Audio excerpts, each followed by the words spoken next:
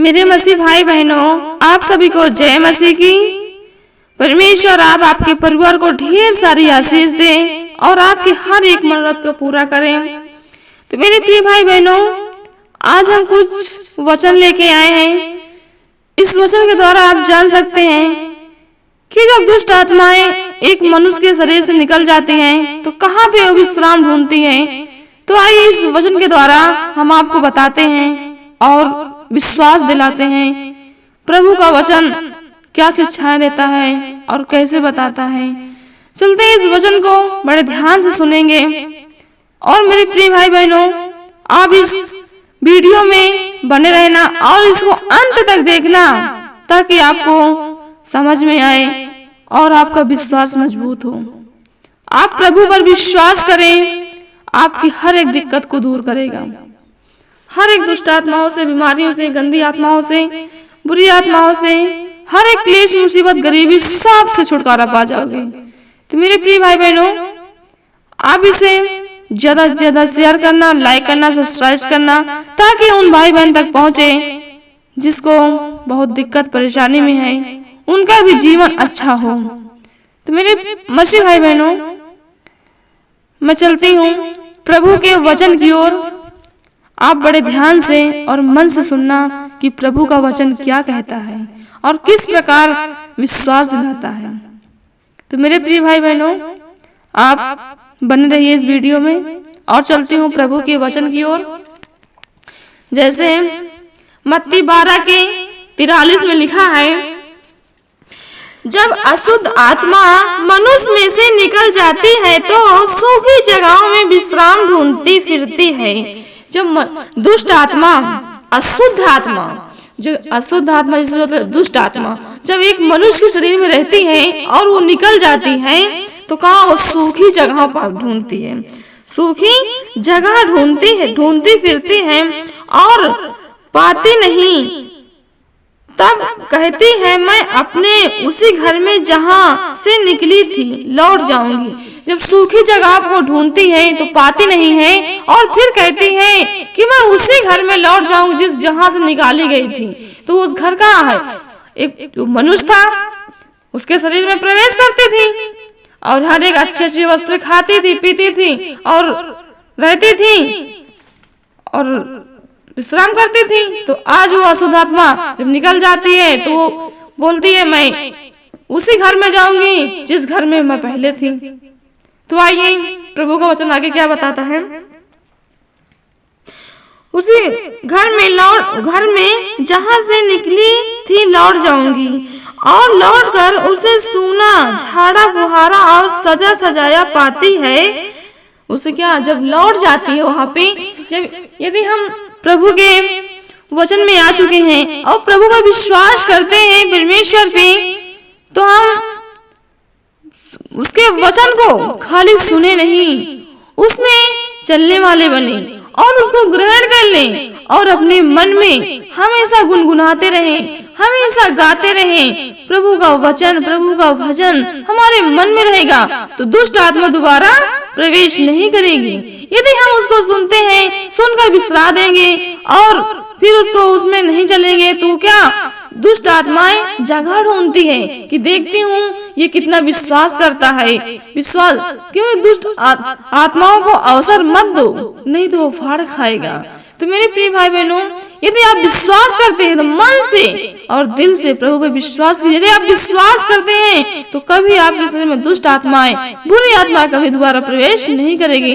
नहीं, जो दशा आपकी पहले थी उससे कई गुना दशा खराब हो जाएगी, 7 गुना दशा खराब हो जाएगी। तो आप विश्वास कीजिए, क्योंकि जिस घर में अगर प्रभु का वचन भजन नहीं होता है उसी घर में दुष्ट आत्मा फिर घूम जाती है, फिर घुस जाती है, क्योंकि वो सजा सजाया झाड़ा फुहारा पाती है और उसी में चली जाती है। तो अब ऐसा मत कीजिए। अपने से और बुरी झाड़ा फुहारा और सजा सजाया पाती है, तब वह जाकर अपने से 7 बुरी आत्माओं को अपने साथ ले जाती है। अब बताइए मेरे प्रिय भाई बहनों, वो जब सजा सजाया झाड़ा फुहारा घर को पाती है तो वो अपने साथ अपने साथ में 7 दुष्ट आत्माओं को और लेके जाते हैं, 7 आत्माओं को और लेके जाती है उसी घर में। ताकि जिस घर में एक दुष्ट आत्मा जिस मनुष्य के शरीर में है बर्दाश्त नहीं होता, और जिस घर में 7-7 8-8 दुष्ट आत्माएं जाएंगी, आत्मा एक आत्मा में मिलेगी, तो वो शरीर क्या करेगी, कैसे रह पाएगी। तो आप ऐसा मत कीजिए। यदि आप विश्वास करते हैं प्रभु पे, तो आप सिर्फ मन से और दिल से लगन से विश्वास कीजिए और उसके वचन और भजन में हमेशा लगे रहिए। हमेशा उसकी हर एक विधि, हर एक भय को मानते रहिए। दुष्ट तुम्हें कभी छू नहीं सकता, कभी आ नहीं सकता। सारे बंधन, सारे संकट प्रभु तोड़ दिए हैं और सब दूर हो जाएगा। जब भी कोई दिक्कत परेशानी आती है, हम प्रभु से प्रार्थना करते हैं, पिताजी प्रभु यीशु मसीह के नाम से दूर हो जाता है। तो मेरे प्रिय भाई बहनों, आप भी ऐसा करें। आप ऐसा मत करें, किसी को अवसर मत दें।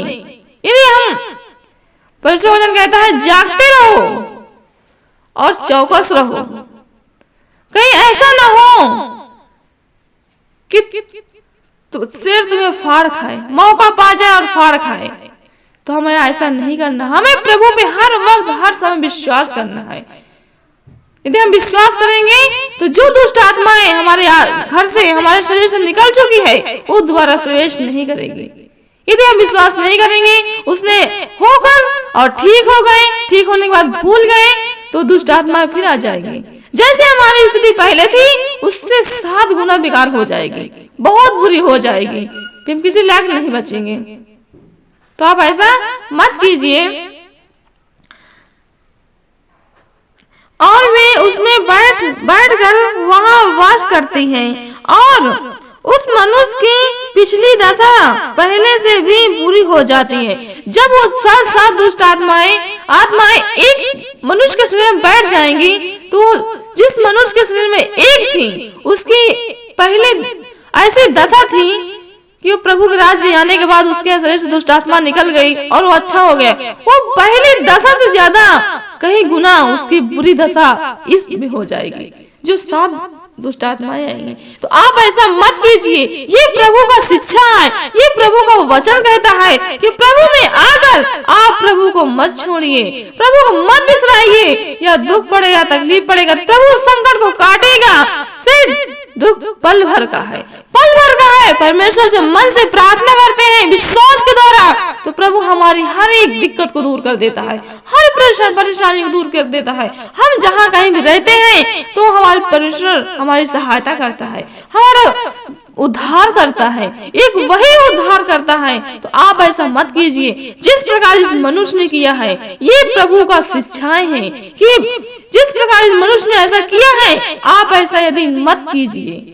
आप विश्वास कीजिए परमेश्वर पे। यदि आप विश्वास करेंगे तो आप बहुत अच्छे रहेंगे। इस युग के बुरे लोगों की दशा भी ऐसी ही होगी। जो इस युग के लोग हैं, जो संसारी के लोग हैं, उनकी भी दशा ऐसे ही है। वो भी दुष्ट आत्माओं के बंधन से ऐसे जकड़ गए हैं, ऐसे बंध गए हैं कि वो छुटकारा नहीं पा सकते।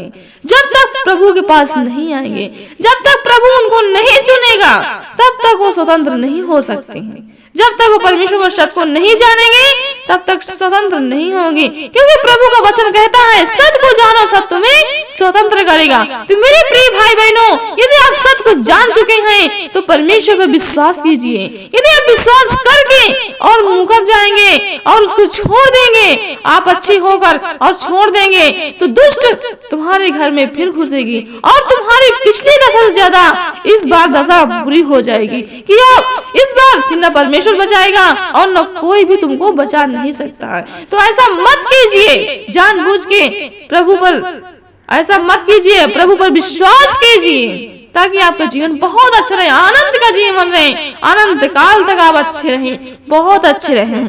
तो मेरे प्रिय भाई बहनों, आप सभी ने इस वचन को सुना और इस वचन के द्वारा आप उत्साहित हो। विश्वास कीजिए, ये प्रभु का वचन है, ये शिक्षाएं प्रभु ने ये शिक्षा दिया है कि आप भी ऐसा मत कीजिए। यदि आप प्रभु को जान चुके हैं और मानते विश्वास करते हैं, तो दिल से और मन से विश्वास कीजिए, कभी ऐसा मत करना। तो मेरे प्रिय भाई बहनों, आप सभी को बहुत बहुत धन्यवाद करती हूँ कि आपने इस वचन को सुना और सुन के बहुत आनंदित हुए, उत्साहित हुए, विश्वास के द्वारा आपका प्रभु आप विश्वास कर लेंगे, प्रभु आपके जीवन को बदल देगा, बहुत अच्छा कर देगा। आपका खुशियां बहुत ढेर सारी मिलेंगी, आपका परिवार हमेशा खुश रहेगा। मैं परमेश्वर से विनती प्रार्थना निवेदन करती हूँ कि हे प्रभु, जिस भाई बहन ने इस वचन को सुना और सुन के इस वचन में चलना चाहा, विश्वास किया, प्रभु उसकी सारी दिक्कत परेशानियां आज से दूर हो जाए, सब दिक्कत दूर हो जाए। प्रभु तेरा धन्यवाद, तूने ऐसा कर दिया, धन्यवाद, आमीन।